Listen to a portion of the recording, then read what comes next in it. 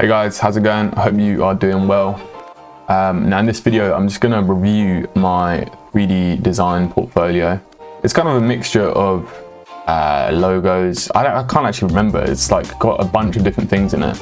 And I thought I'd just review it, and so you guys can see what a freelancer portfolio might look like.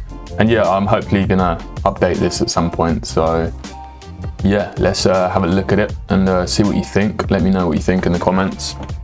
And yeah, it might give you some inspiration for your design portfolio if you're a freelancer, because being freelance normally means you do odds and sods of, you know, different jobs from all over, right? So you might have, you know, branding, logos, interiors, websites. You might have a bunch of different things. So I'm just going to show you what mine looks like, and yeah, see what you think. So first off, got the title page. I've called it project examples because it's literally a collection of projects. I've got so many projects that I don't put them all in one document when I'm sending it to a client, unless say they're like looking for a specific, you know, role, like an interior designer. I will condense it down to just the interiors and then send that. The same for like gardens or exteriors, I condense it down. But so yeah, I just call it project examples. I don't know, you could call it whatever really. You could just be your name. You know, having a date on it is quite good as well, so they know they're getting the most up-to-date one, and you know for yourself which one's up to date. But yeah, so the first up is like an interior space that I designed with a company. This is just a line drawing. I don't know, I thought it just added something. Instead of having a blank front page, just a bit of architectural kind of, this is just an export from Sketchup actually. I kind of do like the liney aesthetic of these things. I think they look quite cool. Interior spaces, so in this one I have broken up into, you know, the different sections of the design work I've done. So this is actually a church centre, and I was kind of tasked to redesign and reimagine this big kind of atrium space. There's a massive space that has nothing in it. So zoom in on this. Zoom in. So yeah, you can see I've gone for like, this is the space. I modeled it all up in 3D. Took measurements on site, so this is on site measured, and got a pretty good model of the space, and then basically populated it with stuff that I thought was cool. So, you know, taking some Scandinavian inspiration, quite clean. Everything I design internally is normally quite a clean aesthetic. I like using lighter woods like plywood and white. And then, you know, these kind of lights are quite cool because they're quite cost effective. These are paper lanterns. They always look quite nice in renders, I think.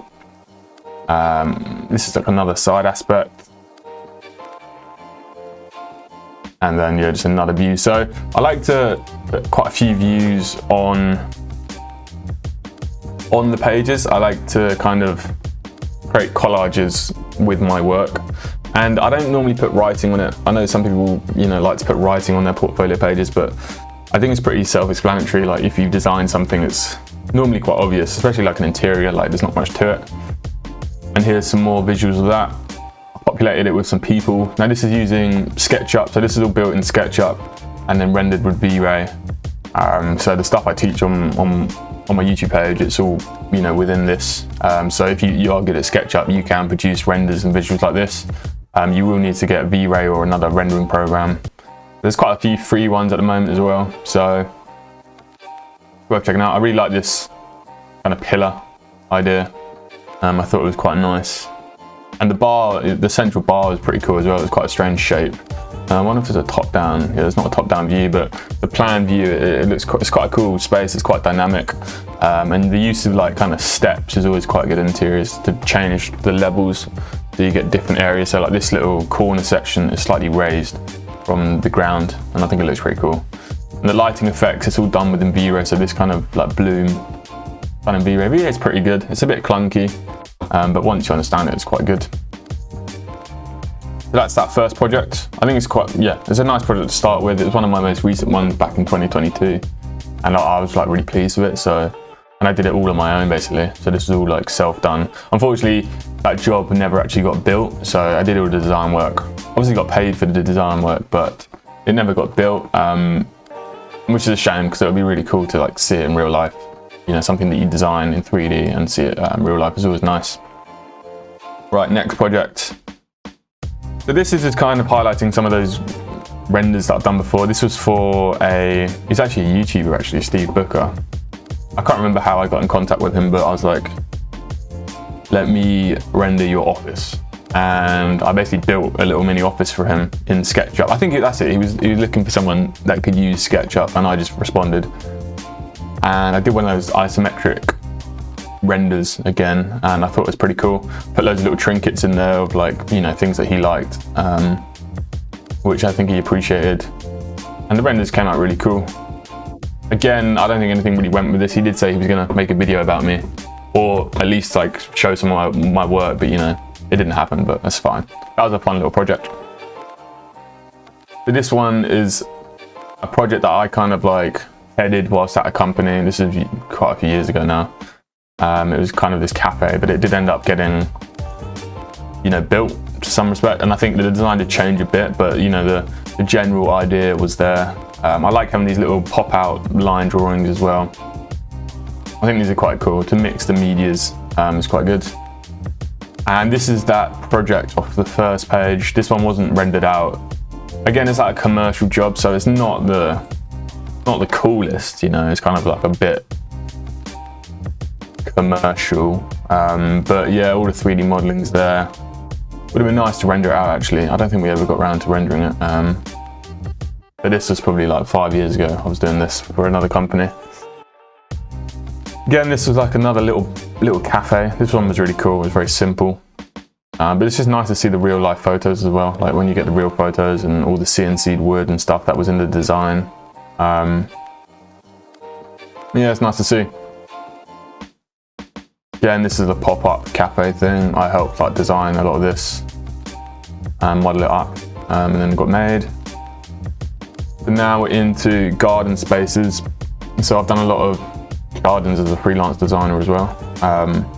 More the rendering as opposed to I would work with a designer, but I would kind of, you know, slightly assist with the design, but also just, you know, help on the rendering.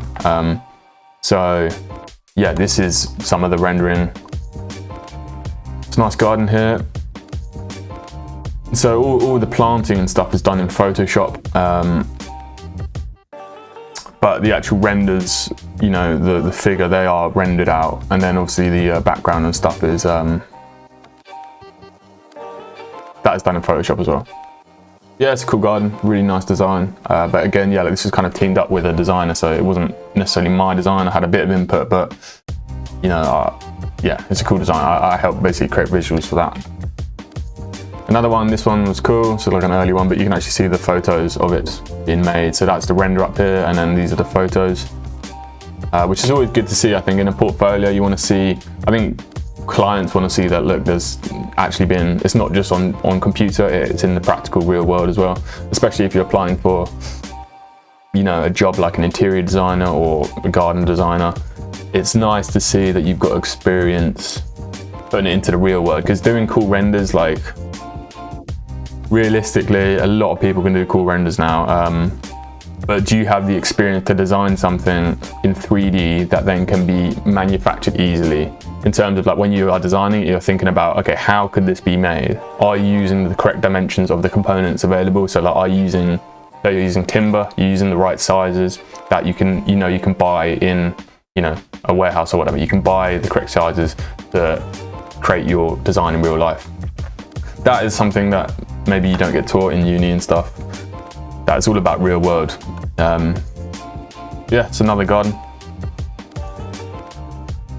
Again, some more renders. I mean, these aren't as good, these ones, but the product design. So this is basically what I did at uni, to be honest. I'm since leaving uni. When I leave uni, I was like 23, like 7 years ago. Jeez.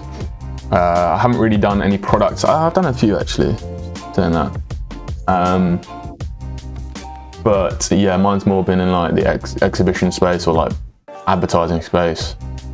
But yeah, so this is my product design. This was my project that I designed. It was like it was my final year project. It was basically wristbands to help cyclists that visit cities. So you know these bikes that people wear, sorry, not wear, these bikes that people ride when they visit a city. A lot of tourists ride them. You know, they're like bike schemes within cities. The wristbands basically came in this cool paper packet. They could be like dispensed in what are they called? Machines. You know, like the sweet candy machines where you put money in, press a number, and they come out. Vending machines. And then you tear them open, and it comes with 2 wristbands, and there's a map, and it shows you how to use them. And then there's like kind of snap-on. You snap them around your wrists, but they actually light up. So there's a filament that runs down the center of it. And this is a button here. So when you press this filament lights up. And basically, it was just to help people at nighttime be seen by drivers. And it had a really cool feature that when you put your arm out, so I did actually make one actually, I modeled one up. That was a pain. Like, it's a lot of 3D printing and circuitry. That was, yeah, so there's silicon mold circuitry, but it did come out really cool. And what happened is when you lifted your arm up, it would flash automatically. So when you're indicating, it would automatically flash. And that was something that I developed. I actually did, you know, end up doing really well in university, and I actually spoke to Santander Cycles, and it was kind of like set up to potentially actually get something produced or look into it more, but it kind of fell through, which is a bit of a running theme. Things fall through all the time. Like in the freelance world, you know, you get promised projects and nothing comes of it, but that's just part of it. What else we got then? So this is logo and branding design. I haven't done as much of this, but I do really enjoy it. I think,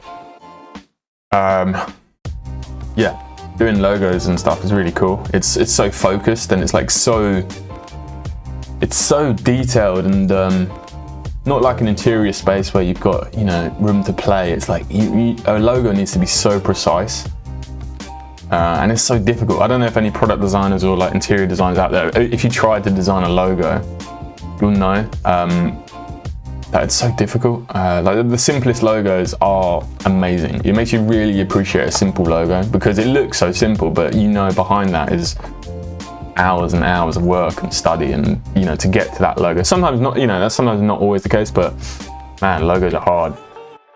So this is a logo I developed for a kind of like a tech company, a data analytic style company. It's pretty cool. Yeah, that was quite a long process, but at the end it kind of came through, and I was really happy with the logo. It's very like my style. I like minimalist, kind of clean, you know, clean fonts and stuff. And these are just mock-ups, you know. I think I made these mock-ups. Oh no, I don't, I did. But yeah, that was just a cool little project. I really enjoyed that actually. Really cool. This was a really quick project. Like, it never got made, but it was just like a Iberico ham thing. It's quite cool, like a rustic packaging. You know, I was just showing like ideas of how it could be shown in pubs and whatever. But I guess this is probably the better render. And these are just mock-ups again. You can find mock-ups online. And this is platform. So this is like one of my projects that I started myself, and it was good, and it is still good. It's like a design page on Instagram years ago, and I got it up to like 150,000 followers. I designed all the website, all the branding, all the logos, everything, all the style. It was really cool. But I kind of stopped. I got bored of Instagram and social media, but this is a project that I might bring back to life. And yeah, I was going to make a video on how I kind of got 150,000 followers in the design space, which I might still do. So if you're interested in that, that'd be cool. But it's something I need to revisit because I know I'm kind of sitting on something there that is quite good and has potential. And I think, yeah, that is it. So that's it. That's my design portfolio at the moment that I was sending to people. So this is a year out of date, a year and a half out of date. And that's because I basically got a contract with a company. So I was working with a company for a whole year. So I haven't had time to, you know, or need to update this. Yeah, I hope that gives you some inspiration for your own portfolios. I know, yeah, it's very varied, but I think that's quite cool. Depending on the job you're going for, I think that's quite cool. Have like a varied portfolio to show that you know you've worked on a lot of different things. Yeah, I think that's all really. If you've got any questions about SketchUp or freelancing or design, checking my mic's on.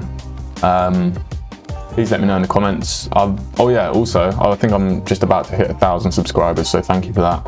It's pretty cool. Still not monetized yet. Need to get the views up, but it's a really, cool thing. And hopefully I'll be a bit more consistent posting some content. Yeah, if you've got any questions, let me know. I've got my Skillshare classes down below as well if you want to learn how to 3D model like this on Skillshare. I think you still get 1 month free if you use any of my links, and I've got really in-depth classes over there. I think they're hours long, basically taking you from complete beginner to someone that can model like stuff like this. And a lot of it you can actually do it in your browser on Sketchup free, so it's worth having a go if you want to get into 3D modeling and design. What else? I think that's it really. Yeah, I think that's it, guys. So yeah, I hope you enjoyed the video. Again, subscribe, like, give me a comment, and I'll see you in the next one. Peace.